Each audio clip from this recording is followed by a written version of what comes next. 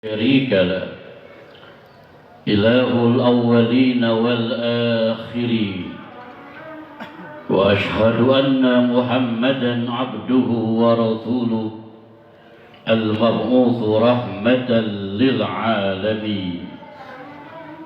اللهم صل وسلم وبارك على سيدنا محمد وعلى آله وصحبه أجمعين. أما بعد فيا عباد الله اتقوا الله تعالى حق تقاته ولا تموتن إلا وأنتم مسلمون. واعلموا أن يومكم هذا يوم فديد وعيد شريف جليل رفع الله تعالى قدره وأجهره وسماه يوم الحج الأكبر. الله أكبر الله أكبر الله أكبر. Ma'asyiral muslimin wal muslimat rahimakumullah. Dalam kesempatan yang sangat berbahagia ini, terlebih dahulu marilah kita bersama-sama memanjatkan puji syukur kepada Allah Subhanahu wa taala atas segala nikmat dan karunia yang telah Allah berikan kepada kita, hingga alhamdulillah sampai pada saat ini Allah masih menjadikan kita sebagai seorang hamba yang beriman kepadanya. Salawat berangkaikan salam tersampaikan kepada Sayyidul Anbiya'i wal Mursalin, Nabi besar Muhammad sallallahu alaihi wasallam. Selanjutnya Al-Fakir menghimbau khususnya kepada diri sendiri. Marilah kita bersama-sama meningkatkan takwa kita kepada Allah Subhanahu wa taala. Takwa sebagaimana yang telah dijelaskan oleh Imam Jalaluddin As-Suyuti dan Imam Jalaluddin Al-Mahalli dalam kitab Tafsir Jalalainnya, ialah imtithalul awamiri wa jatinabun nawahi, melaksanakan perintah-perintah Allah dan meninggalkan larangannya. Allahu Akbar Allahu Akbar Allahu Akbar. Ma'asyiral muslimin wal muslimat rahimakumullah. Sebagaimana yang kita maklumi bersama bahwa berdasarkan ketetapan Kementerian Agama Republik Indonesia, bahwa kita sekarang berada pada tanggal 10 daripada bulan Zulhijjah, dan saudara-saudara kita yang saat ini sedang melaksanakan ibadah haji, mereka sedang sibuk-sibuknya untuk merampungkan pelaksanaan ibadah haji tersebut. Dan kita doakan semoga mereka semua diselamatkan dan dibela oleh Allah Subhanahu wa taala, mendapatkan haji yang mabrur yang diterima oleh Allah Subhanahu wa taala. Karena hajjul mabrur laisa lahu jazaa'un illal jannah. Haji yang mabrur tiada balasan baginya kecuali surganya Allah Subhanahu wa taala. Dan tentu kita pun berdoa semoga kita pun ditakdirkan oleh Allah Subhanahu wa taala bisa melaksanakan ibadah haji dan bisa beribadah di kota suci Makkah dan Madinah, dan dapat berziarah ke makam Rasulullah sallallahu alaihi wasallam. Allahu Akbar Allahu Akbar Allahu Akbar. Kalau kita berbicara masalah haji pun tentu kita diingatkan dengan satu ayat, wazim bin nasi bil haji yatuka rijalau wa ala kulli dhamir yatina min kulli fajjin amiq. Orang yang melaksanakan ibadah haji min kulli fajjin amiq, dari penjuru pelosok dunia, Mereka dengan bahasa yang berbeda, bangsa yang berbeda, kebudayaan yang berbeda, bahkan dengan mazhab yang berbeda, mereka kumpul pada tempat yang sama, melaksanakan ibadah yang sama, menuju ridhonya Allah Subhanahu wa Ta'ala. Apa pesan moral yang dapat kita ambil di pelaksanaan ibadah haji ini? Pertama, orang yang melaksanakan ibadah haji artinya mereka telah melihat Islam berskala internasional. Orang yang melaksanakan ibadah haji tentunya wawasannya semakin luas, wawasannya semakin hebat, pengetahuannya pun semakin hebat. Kenapa? Dia telah melihat Islam berskala internasional. Tidak picik pandangannya, tidak kerdil pendapatnya, tidak seperti katak dalam tempurung yang merasa benar sendiri, merasa hebat sendiri, merasa sakti sendiri, cuma nggak pernah melihat dunia luar. Allahu Akbar, Allahu Akbar, Allahu Akbar. Pelajaran ini yang dapat kita petik dari pelaksanaan ibadah haji. Jangan pernah merasa pendapat kita yang paling benar, jangan pernah merasa dalil kita yang paling sahih. Akhirnya akan terjadi seperti yang saya katakan di awal, seperti katak dalam tempurung. Allahu Akbar, Allahu Akbar, Allahu Akbar.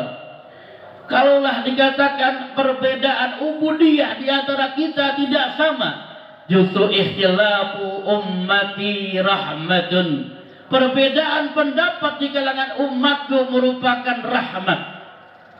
Timbul pertanyaan, bagaimana perbedaan pendapat ini bisa menjadi rahmat? Tentu dengan cara kita menghargai perbedaan pendapat itu sendiri. Tentu dengan cara kita menghormati perbedaan pendapat itu sendiri. Kalau kita tidak merasa diri paling benar dengan dalilnya, tentu kita akan bisa menghargai perbedaan pendapat itu. Dan ini yang kita butuhkan.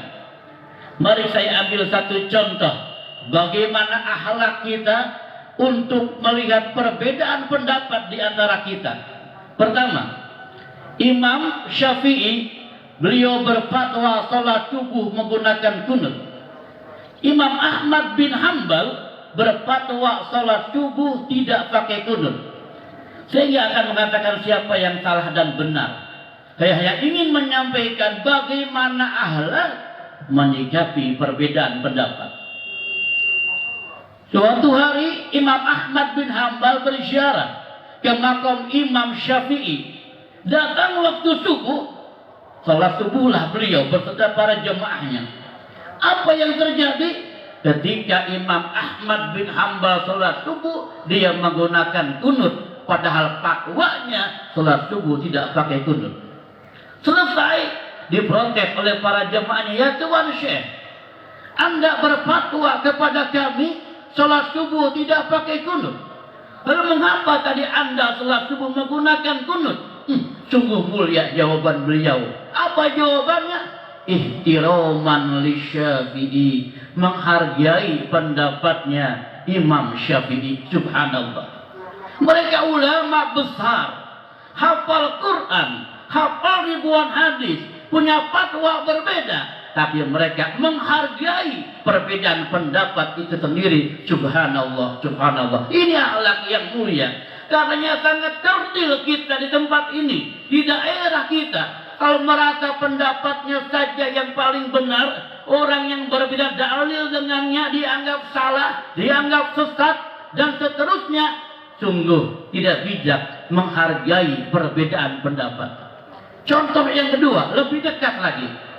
Imam Sudais, kalau beliau melaksanakan jadi imam sholat di Saudi, Imam Sudais kalau baca Al-Fatihah, baca basmalahnya disirkan, dipelankan, hampir tidak terdengar oleh para makmum.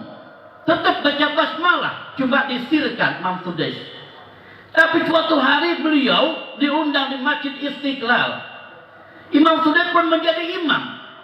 Dan apa yang terjadi? Ketika Imam Sujud menjadi imam di Istiqlal, baca basmalahnya ketika baca Al-Fatihah dijaharkan, dijelaskan, dikencangkan seperti layaknya kita di masyarakat di Indonesia. Ini contoh orang-orang yang alim, orang berilmu tinggi, menghargai dan bijak melihat perbedaan pendapat, tidak saling menyalahkan, tidak saling menyesatkan, bahkan tidak saling mengkafirkan. Satu. Yang kedua, pelajaran yang kita dapat petik dari pelaksanaan ibadah haji, ternyata persaudaraan dalam Islam bukan diikat dengan partai, bukan diikat dengan ormas, bukan diikat dengan golongan, bukan diikat dengan suku, tapi persaudaraan dalam Islam diikat dengan akidah. Lihatlah mereka, mikul fajin amik, dari penjuru pelosok yang berbeda, mereka kumpul tempat yang sama. Ternyata walaupun bangsanya berbeda, bahasanya berbeda, warna kulitnya berbeda, tapi ternyata al-mu'min akhul mu'min, orang beriman saudaranya orang yang beriman. Apa pesannya? Kita menjaga ukhuwah, kebersamaan lewat matanya kita, sama-sama beriman kepada Allah, sama-sama kita meyakini Muhammad Rasulullah, saling menghina saudara kita muslim, memberikan gelar-gelar yang buruk kepada saudara kita muslim, cuma karena perbedaan dukungan. Berlalu buat kita masanya menghina saudara kita muslim, mengecilkan saudara kita muslim, memfitnah, menyebarkan berita hoax, cuma karena berbeda dukungan. Na'udzubillah, cuma na'udzubillah. Karenanya pesan yang dapat kita ambil dari ibadah haji ini, wa'tasimu bihablillahi jami'an wa la tafarraqu. Berpegang teguhlah kamu pada tali agama Allah, jangan bercerai-berai. Karena kita menyadari musuh NU bukan Muhammadiyah, musuh Muhammadiyah bukannya Persis, musuh Muhammadiyah bukannya NU, musuh Muhammadiyah bukannya Persis, pun musuh Persis pun bukannya NU, musuh Persis bukan Muhammadiyah. Tapi musuh kita bersama, kemiskinan, korupsi, keterbelakangan, narkoba, miras, dan lain sebagainya. Bagaimana kita akan utuh untuk bangsa kalau kita saling menghina sama muslim cuma karena perbedaan dukungan kita? Menyongsong 2024, jaga ukhuwah Islamiyah di antara kita. Jangan cuma karena perbedaan partai, perbedaan ormas membuat kita saling menghina, bermusuhan sesama umat Islam yang pada akhirnya akan mengkerdilkan jiwa kita, dan lebih celakanya lagi akan meruntuhkan wibawa NKRI. Na'udzubillah, summa na'udzubillah. Allahu Akbar, Allahu Akbar, Allahu Akbar. Ma'asyiral muslimin rahimakumullah. Oleh karenanya dalam waktu yang teramat singkat ini, mari kita bersama-sama pertama menghargai perbedaan pendapat di antara kita sesama umat Islam. Kalau ada teknik ubudiyah kita tidak sama, maka kembalikan konsep Quran, lana a'maluna walakum a'malukum. Dan yang kedua, maka tingkatkan ukhuwah Islamiyah di antara kita. Jangan saling menghina, merendahkan, mencaci cuma karena perbedaan ormas, perbedaan partai, perbedaan dukungan. Na'udzubillah, summa na'udzubillah. Dan yang terakhir ada pesan, wa'udimu dhuhayakum fa innaha ala sirati matayakum. Karena pada 10 Zulhijjah ini pun kita disunatkan untuk berkurban, kata beliau Rasul, perbesarlah kurban kamu, karena sesungguhnya kurban itu merupakan kendaraan buat kamu mencapai surganya Allah Subhanahu wa ta'ala. Apa pesan moralnya?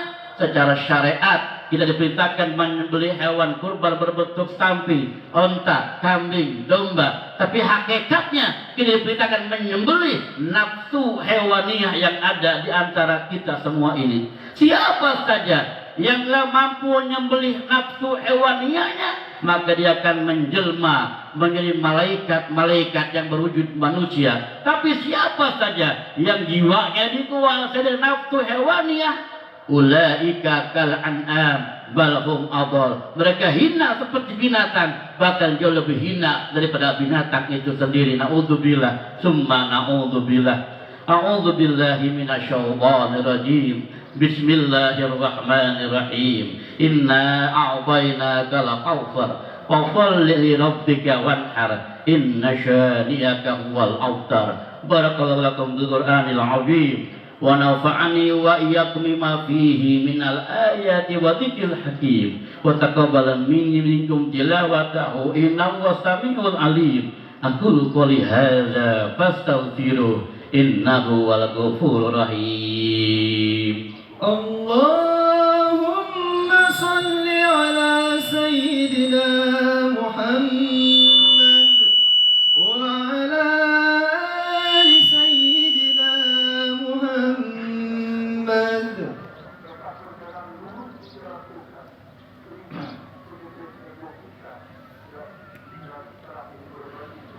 Allahu Akbar, Allahu Akbar, Allahu Akbar, Allahu Akbar, Allahu Akbar, Allahu Akbar, Allahu Akbar. Alhamdulillah, Alhamdulillahilladzi ja'ala al-a'yada bil afrahi was surur. وضعف للمتقين جزيل الأمور وسبحان من حرم صومه فوجب فطر وحذر فيه من الغرور أشهد أن لا إله إلا الله وحده لا شريك له وأشهد أن محمدا عبده ورسوله اللهم صل وسلم وبارك على سيدنا محمد صلاة وسلاما دائمين متلازمين إلى يوم البعث والنشور أما بعد فيا عباد الله اتقوا الله تعالى حق تقاته ولا تموتن إلا وأنتم مسلمون واعلموا أن الله سبحانه وتعالى أمركم بأمر بدأ فيه بنفسه واعلموا أن الله سبحانه وتعالى واعلموا أن يومكم هذا يوم عظيم فأكثروا من الصلاة على النبي الكريم وقال تعالى في كتابه العظيم أعوذ بالله من الشيطان الرجيم بسم الله الرحمن الرحيم إن الله وملائكته يصلون على النبي يا أيها الذين آمنوا صلوا عليه وسلموا تسليما اللهم صل وسلم وبارك على سيدنا محمد سيد المرسلين وعلى آله وصحبه وقرابته وأزواجه وذريته أجمعين ورضهم رفعت الخلفاء الراشدين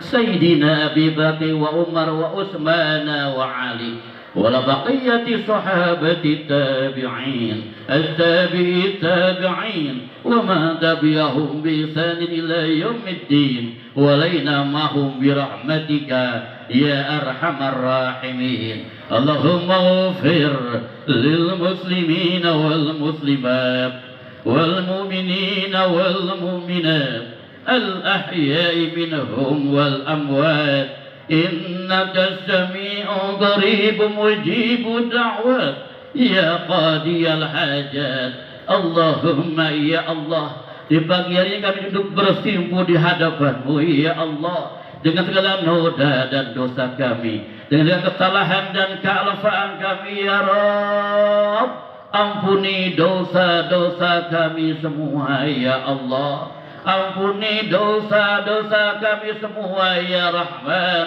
ampuni dosa-dosa kami semua ya Rahim ya Rabb ampuni pula dosa ibu bapa kami ya Allah ampuni pula dosa kedua orang tua kami ya Rabb ya Allah ada di antara kami yang hadir pada saat ini ya Allah yang orang tuanya telah meninggal ada yang hadir pada saat ini ya Rabb yang ibu bapaknya telah meninggal kami mohon padamu ya Allah muliakan, tempatkan mereka semulia-mulianya tempat di sisimu ya Rabb. Ya Allah, ada di antara orang tuanya masih hidup, kami mohon padamu ya Allah, muliakan sisa umurnya ya Allah, berikan mereka husnul khatimah. Dan pada saat ini ya Rabb, jadikanlah duduk kami sifat ini ya Allah, jadikanlah jamaah kami hadir pada saat ini ya Rabb, salat kami, duduk kami pada saat ini ya Rabb, menjadi tebusan dosa ya Allah. Buat orang yang telah memulai pembangunan tempat ini ya Allah, jadikanlah duduk kami, ibadah kami tebusan dosa ya Allah. Buat almarhum Bapak Eka ya Allah, ya Aziz ya Ghaffar ya Rabb, ampuni pula dosa guru-guru kami ya Allah. Siapapun mereka ya Rabb yang telah mengajarkan kami ilmu, walaupun satu huruf sekalipun mereka guru kami ya Allah, ampuni dosa-dosa mereka semua ya Allah. Ya Rabb ya Aziz ya Ghaffar, siapapun yang hadir pada saat ini ya Allah, yang punya usaha lancarkan usahanya, yang dagang biar lancar dagangnya, yang kerja biar selamat dalam pekerjaannya, yang jadi ustaz, yang jadi guru biar barokah ilmunya, mustajab doa-doanya. Yang kerja ya Allah, apapun profesinya, jemaah yang hadir pada saat ini ya Rabb, berikan barokah ya Allah. Berikan barokah rumah tangga kami, barokah usaha kami, barokah anak istri kami ya Allah ya Aziz ya Ghaffar. Rabbana zalamna anfusana wa illam taghfir lana wa tarhamna lanakunanna minal khasirin. Rabbighfir lana wa liwalidayna warhamhuma kama rabbayana shighara. Rabbana atina fid dunya hasanah wa fil akhirati hasanah wa qina adzaban nar. Wa sallallahu sayyidina Muhammad wa ala alihi wa sahbihi ajma'in. Subhana rabbika rabbil izzati amma yasifun wa salamun alal mursalin walhamdulillahi rabbil alamin. Assalamualaikum warahmatullahi wabarakatuh.